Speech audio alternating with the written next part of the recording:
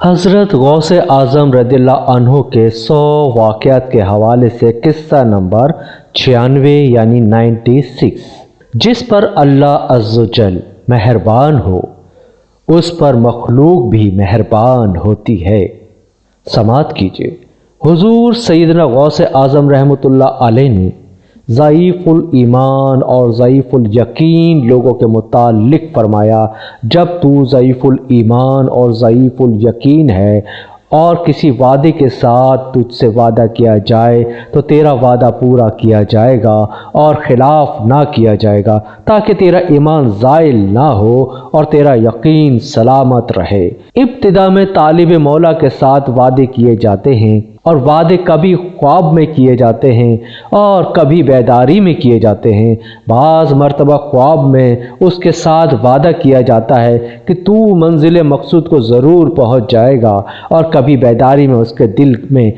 القا کیا جاتا ہے کہ تجھے مبارک ہو، تو اولیاء کا بادشاہ ہے، اور کبھی اس کے مرشد کامل ہی اپنی زبان پاک سے وعدہ فرما دیتا ہے کہ تجھے عرفان کی دولت ضرور نصیب ہوگی۔ چنانچہ یہ وعدہ سالک کی ہمت کو بلند کر دیتے ہیں اور وہ اپنی کوشش کو مزید تیز کر دیتا ہے۔ حضور سیدنا غوث اعظم رحمۃ اللہ علیہ فرماتے ہیں، یہ اللہ عز و جل کا خصوصی انعام ہے کہ سالک اپنی منزل مقصود کو پا لیتا ہے، وگرنہ وہ اپنی ذاتی کوشش سے ایسا ہرگز نہیں کر پاتا۔ اللہ عز و جل اپنے وعدے پورے کرتا ہے کیونکہ وہ ذات سچے وعدے کرنے والی ہے۔ پھر جب سالک کے دل میں ایمان و یقین پختہ ہو جاتا ہے تو اسے مقام استقامت نصیب ہو جاتی ہے، اور پھر اللہ عز و جل ارشاد فرماتا ہے، آج کے دن تو ہمارے نزدیک صاحب مرتبہ اور امین ہو گیا۔ جب طالب مولا کو وصال خداوندی نصیب ہوتا ہے تو وہ ترقی کر کے مقام استقامت پر فائز ہو جاتا ہے، اور اللہ عز و جل اسے اپنی بارگاہ میں کوئی خاص عہدہ و مرتبہ عطا کر دیتا ہے۔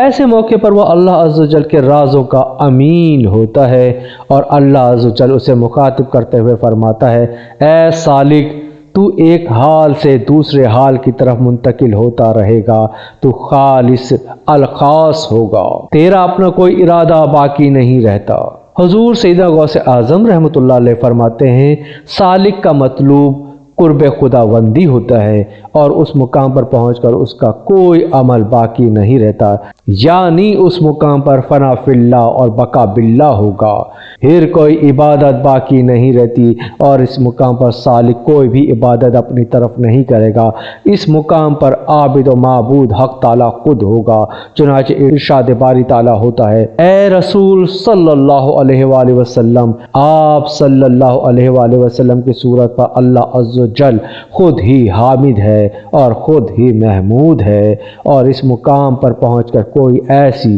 منزل باقی نہ رہ جائے گی جس کی طرف تو نگاہ کرے اور تیری ہمت اس کا ارادہ کرے۔ حضور سیدنا غوث اعظم رحمۃ اللہ علیہ فرماتے ہیں، پس معلوم ہونا چاہیے کہ طالب صادق کی مراد و مطلوب صرف وہی ذات پاک ہے، تو پھر یہ ہوتا ہے کہ اس مطلوب و مراد آرزو سے تیرے رکے رہنے کی وجہ سے تیرے دل کی شکستگی کے بعد اس چیز کا اوزانہ اس سے ادنا یا اس کی مثل دنیا میں بھی دیا جائے گا اور عقبہ میں بھی دیا جائے گا۔ یاد رہے کہ جس بندے پہ اللہ عز و جل مہربان ہوتا ہے تو تمام مخلوق بھی اس پر مہربان ہو جاتی ہے، اور جس بندے سے اللہ عز و جل ناراض ہو جاتا ہے تو تمام مخلوق اس سے ناراض ہو جاتی ہے۔